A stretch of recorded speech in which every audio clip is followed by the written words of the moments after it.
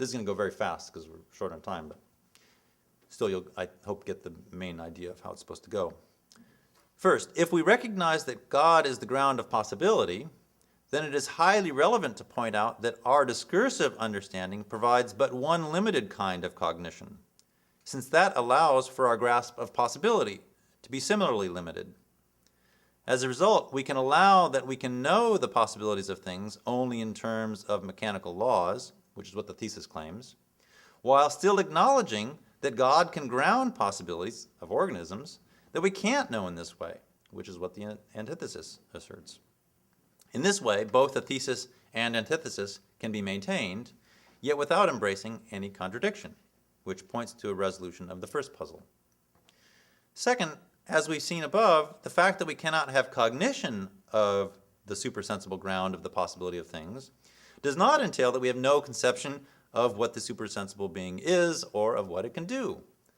After all, we do not know, but rather only have reason to believe, that in the special notion of belief that Kant has, that the supersensible being grounds possibilities and causes happiness to be proportionate to virtue.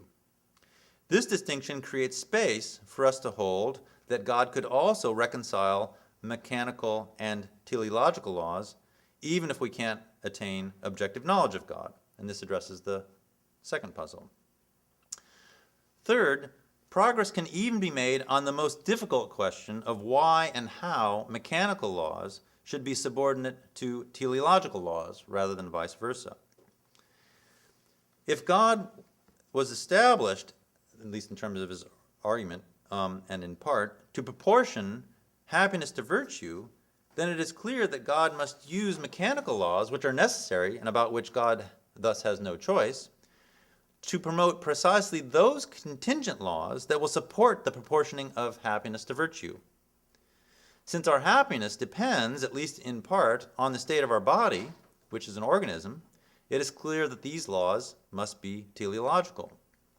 That is, in order for our rational activity not to be pointless, God must make use of mechanical laws in legislating teleological laws that further the aims of rational agents, which are ends in themselves.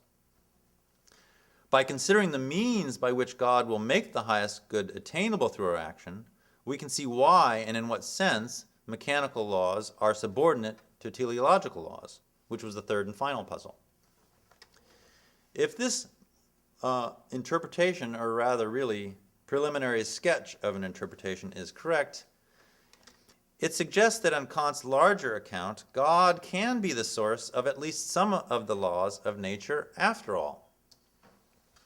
While the mechanical laws are grounded in whatever necessary truths are grounded in for Kant, the teleological laws derive from God's will.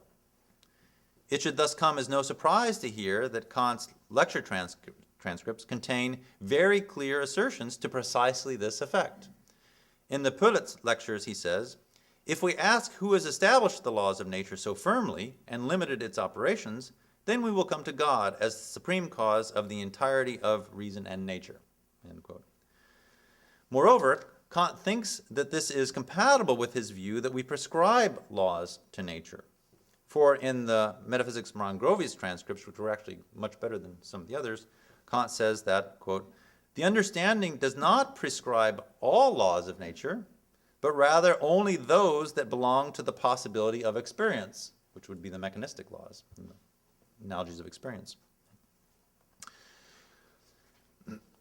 This explicitly leaves room for a wide range of empirical laws based on the empirical natures that happen to be instantiated in the world, as well as, therefore, teleological laws that ultimately derive from God's will.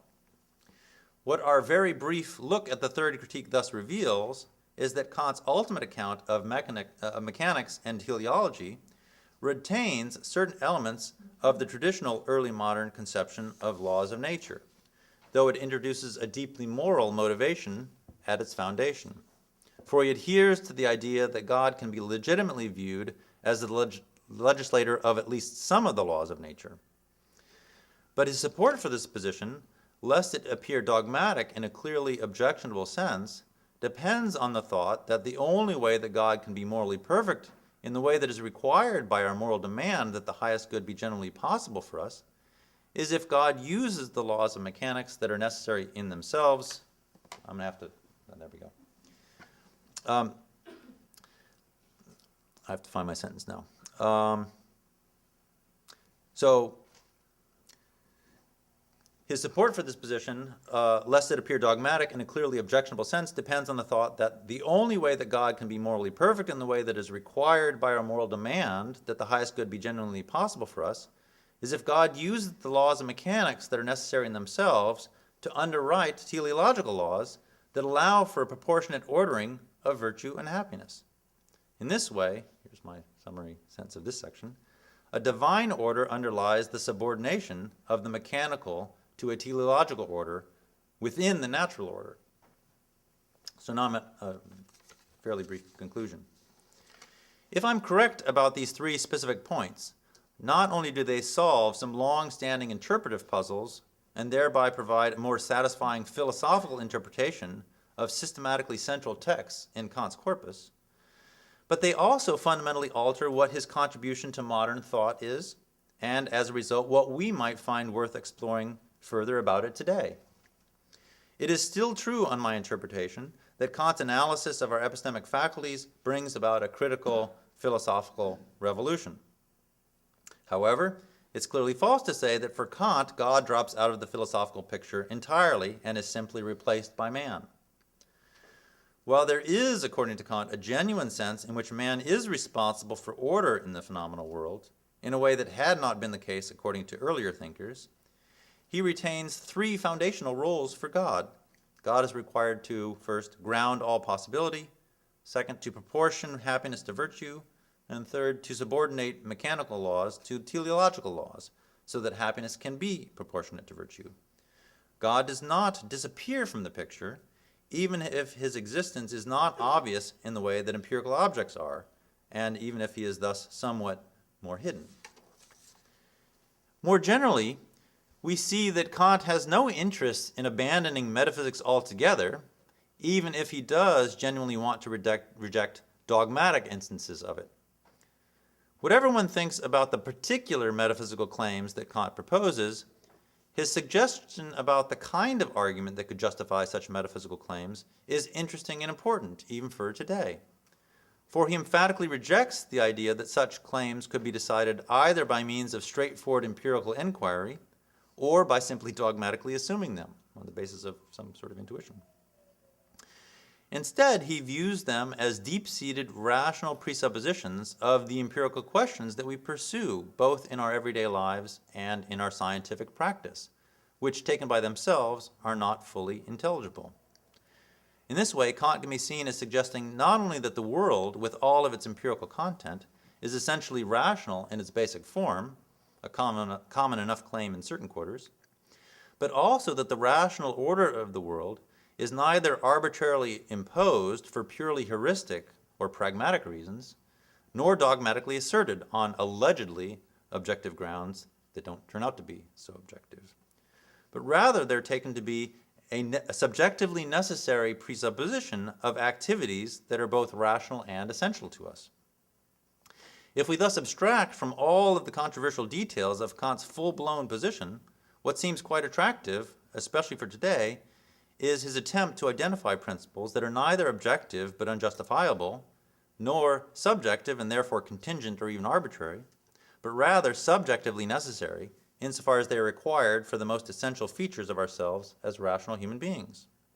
This is not to say that identifying such principles is an easy task, but rather only that it would be an important and valuable thing to do.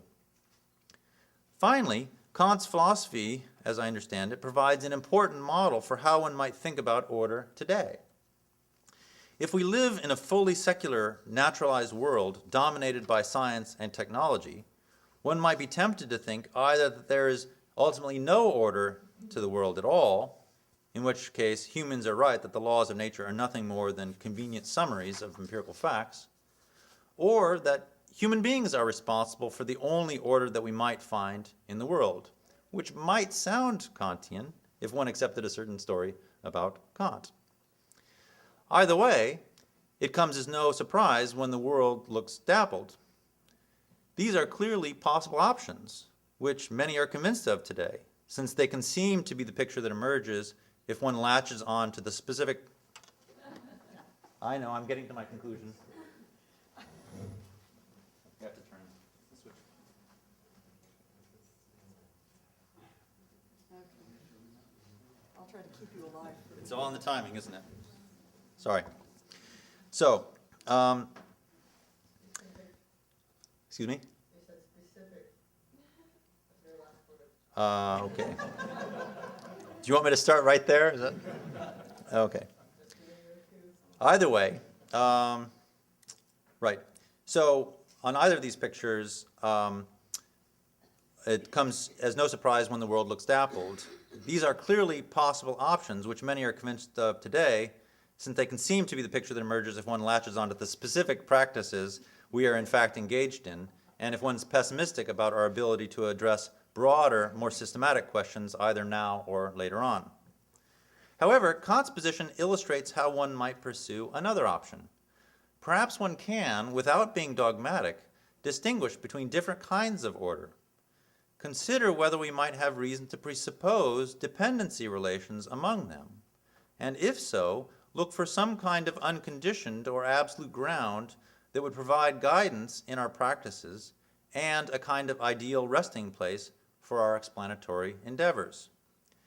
Kant's own specific suggestion, as I understand it, is that reason requires that both the natural and moral orders presuppose an ultimate metaphysical and, in fact, divine order, without which neither scientific practice nor moral agency makes sense. Such a position, despite its assertion of order and dependency relations, is by no means reductionistic. It also allows for the kind of messiness on display in our actual practices that motivates without entailing the empiricist options.